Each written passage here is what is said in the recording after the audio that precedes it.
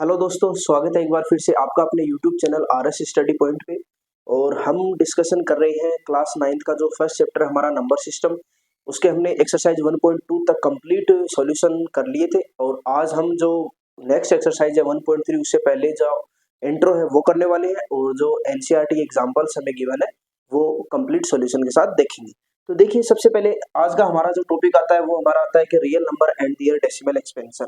ठीक है, अब देखिए सबसे पहले रियल नंबर के बारे में जानेंगे, रियल नंबर कौन से होते हैं, फिर समझेंगे कि उनका डेसिमल एक्सपेंशन कैसे किया जाता है। ओके, तो सबसे पहले देखिए हमारे पास होता है कि रियल नंबर। सबसे पहले हम जानेंगे रियल नंबर क्या होती है। अब रियल नंबर का हमने थोड़ा सा डिस्कशन किया था लास्ट क्लास में। मैंने बताया था कि रियल नंबर को हम दो टाइप से रिप्रेजेंट कर सकते हैं, रेशनल नंबर और इरेशनल नंबर से। अब जो रियल नंबर होता है वो हमारा क्या होता है कि रेशनल और इरेशनल नंबर का जो भी कलेक्शन होता है ना, कंप्लीटली जो कलेक्शन होता है उससे मिलके बने होते हैं रियल नंबर्स। ओके, तो देखिए सबसे पहले रियल नंबर के हमारे रियल नंबर को अगर हम देखें तो रियल नंबर किससे मिलके बने होते हैं। फर्स्ट तो हमारा आ जाता है रेशनल नंबर। ओके, सेकंड हमारा आता है इरेशनल नंबर। ठीक है, अब देखिए रेशनल नंबर कौन से होते हैं। रेशनल नंबर भी होते हैं जिन्हें हम पी बाई क्यू की फॉर्म में रिप्रेजेंट कर सकते हैं। शर्त कौन सी होनी चाहिए, जहां क्यू नॉट इक्वल टू 0 होना चाहिए। ये हमारे रेशनल नंबर हमने डिटेल से इन पर डिस्कशन कर लिया था। अब देखिए इरेशनल नंबर कौन से होते हैं, जिन्हें हम पी बाई क्यू की फॉर्म में नहीं रिप्रेजेंट कर सकते। ठीक है, यानी can not be represent on P by Q form. ठीक है, और यहाँ पे भी वही कंडीशन लगनी चाहिए, क्यू नॉट इक्वल टू 0। अब देखिए रेशनल नंबर के बारे में हमने पढ़ा है कि रेशनल नंबर में हमने कौन से, फॉर एग्जाम्पल देखिए कौन से लिए थे एग्जाम्पल हमने, जैसे 1/2 ले लिया, 1/3 ले लिया, 7/8 ले लिया। ओके, ये सारे के सारे एग्जाम्पल हमने रेशनल नंबर के बारे में पढ़े। हाँ देखिए, अकेला अगर 3 है तो ये क्या हो गया, इंटीजर हो गया ना। इंटीजर को भी हम रेशनल नंबर की फॉर्म में लिख सकते हैं, क्योंकि अपॉन में 1 हम लगा सकते हैं। ठीक है, तो ये क्या हो गया, पी बाई क्यू की फॉर्म में बन गया। इसी प्रकार देखिए इरेशनल नंबर के अगर मैं फॉर एग्जाम्पल बात करूं तो यहाँ पे हमने कौन से लिए थे, अंडर रूट वाले लिए थे। अंडर रूट वाले कौन से लिए थे, जो परफेक्ट स्क्वायर नहीं बनाते हैं। ओके, जैसे हमने √2 ले लिया, √3 ले लिया, √5 हो गया। इसी प्रकार हमने पाई ले लिया एग्जाम्पल। पाई की अगर बात करें हम तो पाई की वैल्यू कितनी, 22/7। ठीक है, अब इस फॉर्म की अगर बात करें तो ये तो पी वाई क्यू की फॉर्म में हो जाएगा, बट ये हमारा मेथड गलत होता है, क्योंकि इसकी जो कंप्लीटली वैल्यू है ना, अगर इसमें हम डिवाइड करते हैं तो हमारे पास कितना आता है, 3.14। ये आगे चलता रहेगा। ठीक है, तो पाई हमारा कौन सा हो गया, इरेशनल नंबर में हो गया। और जो पी वाई क्यू की फॉर्म में नहीं रिप्रेजेंट कर सकते वो भी सारे इरेशनल नंबर हो गए। अब देखिए ये तो बात हो गई रियल नंबर की, यानी रियल नंबर क्या होते हैं, completely collection of rational and irrational numbers are called real number. ठीक है, अब देखेंगे रेशनल नंबर की कहानी। देखिए, अब देखिए अकेले अगर मैं रेशनल नंबर की बात करूं तो हमारे पास देखिए ये हमारे पास रेशनल नंबर है। ओके, अब रेशनल नंबर की फॉर्म को हम टू टाइप से रिप्रेजेंट कर सकते हैं। एक तो हमारा क्या होता है, एक तो हमारा होता है fractional type. Okay, fractional type represent कर सकते हैं रेशनल नंबर को। सेकंड हमारा होता है इंटीजर्स की फॉर्म में, इंटीजर्स की फॉर्म में हम रिप्रेजेंट करते हैं। अब फ्रैक्शनल की फॉर्म में करेंगे तो फॉर एग्जांपल हमारे पास वो एग्जांपल लेने, हमें तो 1/2 ले लिया, 1/3 ले लिया। अकेला 2 भी ले सकते हैं, क्योंकि 2 के अपॉन में 1 लिख सकते हैं अपन। ठीक है, 5/1 हो गया। ये सारे क्या हो गए, फ्रैक्शनल वैल्यू हो गई, जिनमें नोमिनेटर और डिनोमिनेटर का यूज किया जाता है। वो सारी की सारी फ्रैक्शनल वैल्यू होती है। अब देखिए इंटीजर्स में कौन से हो गए, इंटीजर्स मैंने आपको पढ़ाया था, कौन जो नंबर लाइन पे लाई करते हैं। ठीक है, जैसे पॉजिटिव हो गए, नेगेटिव हो गए। इसमें हम इंटीजर में हम कौन से पॉजिटिव इंटीजर्स ले सकते हैं और नेगेटिव इंटीजर्स ले सकते हैं। ठीक है, तो अब देखिए आगे हम फ्रैक्शनल वैल्यू की कहानी पढ़ेंगे, कैसे उनका डेसिमल एक्सपेंशन हम करेंगे। तो देखिए आगे की कहानी हम एग्जांपल्स के थ्रू समझने की कोशिश करते हैं। देखिए डेसिमल एक्सपेंशन हम कैसे सीखेंगे, किस टाइप से करेंगे, वो हम इन तीनों एग्जांपल के जरिए सीखने वाले हैं। फिर हम नेक्स्ट जो एनसीईआरटी की एग्जांपल करेंगे, अच्छे तरीके से समझ में आ जाएगा।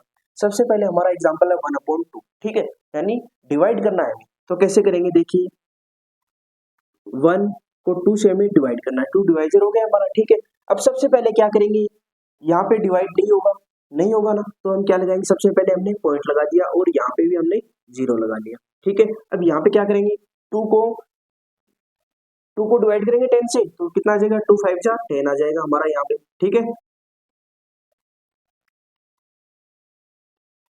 देखिए 2 से डिवाइड करेंगे तो कितना आ जाएगा, 2 5 जा 10 हो जाएगा, ठीक है। तो यहाँ पे हमारा रिमाइंडर कितना आ जाएगा, 0 हो गया। तो यहाँ पे हमारा रिमाइंडर हमें 0 मिल गया, यानी ये क्या है, रिमाइंडर, ओके। रिमाइंडर की वैल्यू कितनी है हमारी, 0, ओके। और क्वोशंट की वैल्यू कितनी है, 0.5, ओके। अब देखियो नेक्स्ट एग्जांपल हमें 1 को डिवाइड करना 3 से, ठीक है। तो 1 डिवाइडेड बाई 3 क्या करेंगे, सबसे पहले वही काम, पॉइंट लगाएंगे, पॉइंट लगाते ही हमें 0 मिल गया, ओके।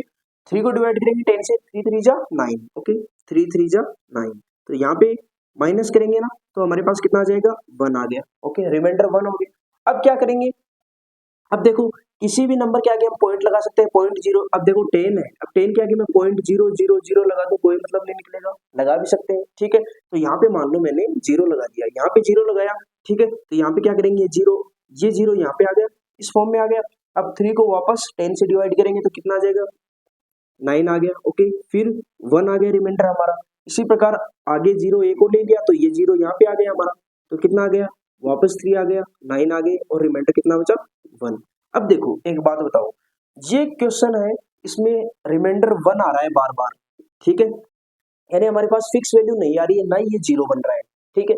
तो ये हो गया सेकंड टाइप का। अब देखो जो फर्स्ट टाइप का है कि हमारे पास रिमाइंडर अगर 0 मिल जाए तो हम इसको बोलते हैं टर्मिनेटिंग, ओके। जब हमारे पास रिमाइंडर की फॉर्म 0 बन जाए तब उसको बोलते हैं हम terminating decimal expansion, okay. Decimal expansion का मतलब क्या है, क्वोशंट में हमारे पास क्या है, पॉइंट के रूप में जो वैल्यू आती है वही क्या बोलते हैं, डेसिमल एक्सपेंशन होता है, ठीक है। अब देखो 0 आ गया ना, व्हेन रिमाइंडर बिकम्स 0 तो ये हमारे पास क्या हो जाएगा, टर्मिनेटिंग फॉर्म हो जाएगी, ठीक है। अब यहाँ पे देखो हमारे पास ना तो रिमाइंडर 0 आया, ठीक है, रिमाइंडर हमारे पास 0 की फॉर्म में नहीं बना, ठीक है। और यहाँ पे भी देखिए 0.333 आगे भी 0.3 के रूप फॉर्म में चलता रहेगा, तो इसको हम क्या बोलेंगे, इसको हम बोलेंगे, देखिए ये टर्मिनेट नहीं हो रहा ना, यानी 0 नहीं बन रहा, तो इसको क्या बोलेंगे, नॉन टर्मिनेटिंग, क्या बोलेंगे,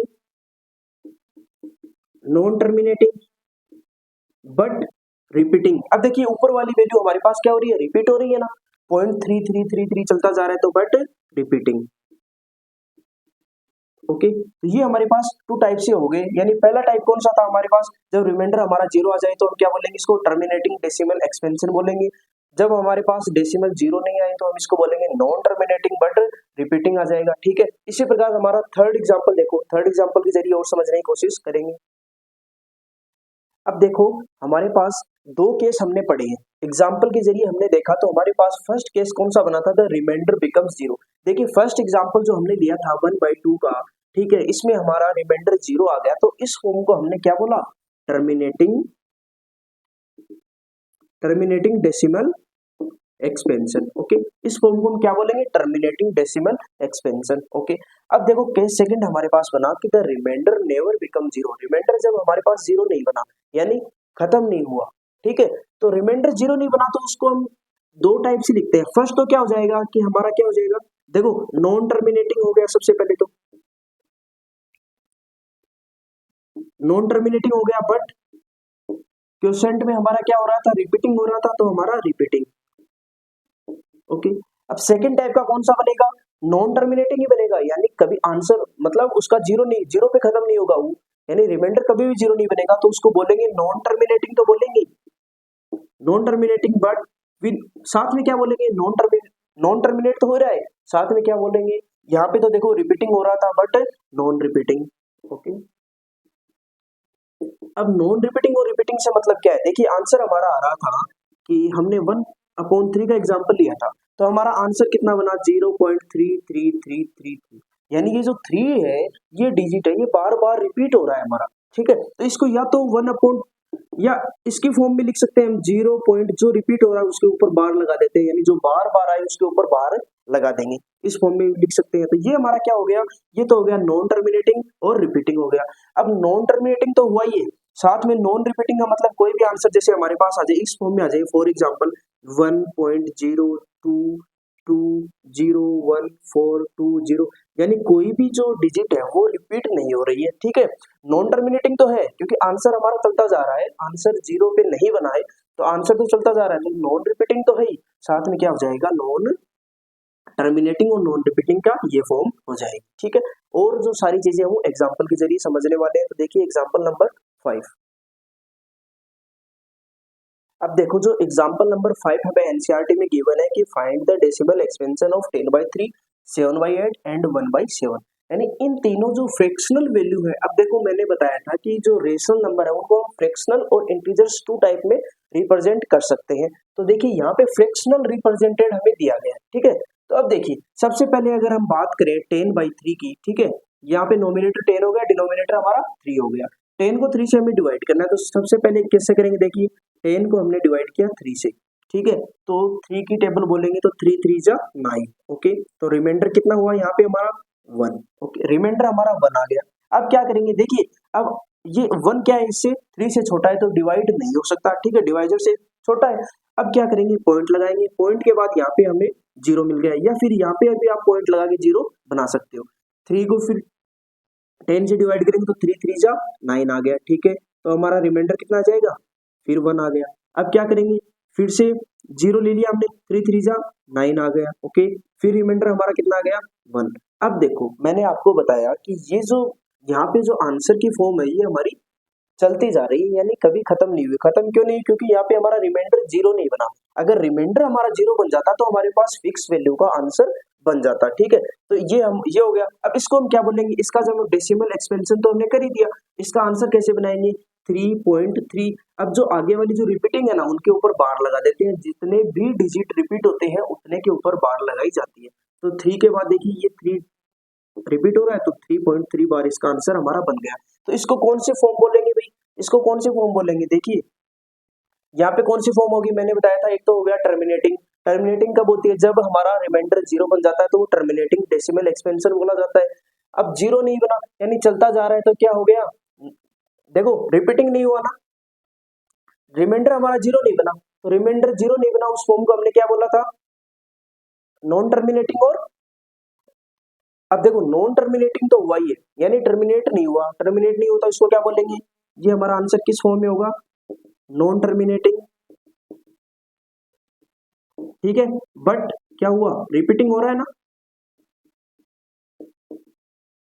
ठीक है, यानी नॉन टर्मिनेट का मतलब 0 नहीं बना हमारे पास, और रिपीटिंग यानी आंसर हमारा रिपीट हो रहा है, तो ये इसका डेसिमल एक्सपेंशन हो गया। अब देखो नेक्स्ट हम देखते हैं, सेकंड वाला हमें दिया गया है 7/8। 7 को डिवाइड करते हैं 8 से। ठीक है, अब 7 छोटा है तो सबसे पहले क्या लगाएंगे, यहाँ पे देखो पॉइंट लगा के 0 0 लगा सकते हैं ना, आगे कोई मतलब नहीं है इससे, यहाँ पे पॉइंट लगा दिया। ठीक है, पॉइंट लगाते ही कितना बन गया, 0 बन गया। अब देखो यहाँ पे डिवाइड करेंगे, ठीक है, तो 8 में डिवाइड करेंगे 70 को, कितना हो जाएगा 64 आ गया। 8 से डिवाइड करेंगे, ठीक है, हमारा कितना है फिर 6, रिमाइंडर 6 हो गया। अब क्या करेंगे, अगला जो 0 है वो यहाँ पे ले लेंगे इस फॉर्म में। ठीक है, या फिर पॉइंट लगाया तो 0 आ जाएगा। अब क्या करेंगे, 8 7 जा 56, 4 रिमाइंडर आ गया। ठीक है, अब क्या करेंगे, वापस 0 लेके आएंगे, 8 5 जा 40। अब ये हमारा कितना बन गया, ये हमारा 0 बन गया यहाँ पे। ठीक है, यहाँ पे 0 बनते इसकी देखो ये टर्मिनेट हो गया ना, मैंने बताया था कि रिमाइंडर जब हमारा कितना आ जाए 0 आ जाए तो उस फॉर्म को क्या बोलते हैं, टर्मिनेटिंग डेसिमल एक्सपेंशन। अब देखो इसका आंसर कितना आया, रिमाइंडर हमारा 0 आ गया ना, और डिवाइजर हमारा 8 था, इसका आंसर कितना हो जाएगा 0.875। ये क्या हो गया, इसका डेसिमल एक्सपेंशन हो गया। ठीक है, अब देखिए ये जो क्वेश्चन है थर्ड एग्जाम्पल है, मतलब 10/3 का हमने कर लिया। ठीक है, 10/3 का क्या है, नॉन टर्मिनेटिंग बट रिपीटिंग आया। 7/8 का क्या हुआ, 7/8 का हमारे पास क्या हुआ, टर्मिनेट हो गया। डेसिमल एक्सपेंशन हमने 0.875 देख लिया। ठीक है, अब 1/7 का ये आपको होमवर्क है, ये आपको करना है। ठीक है, नेक्स्ट एग्जाम्पल देखते हैं हम अगले क्लास में। Thank you.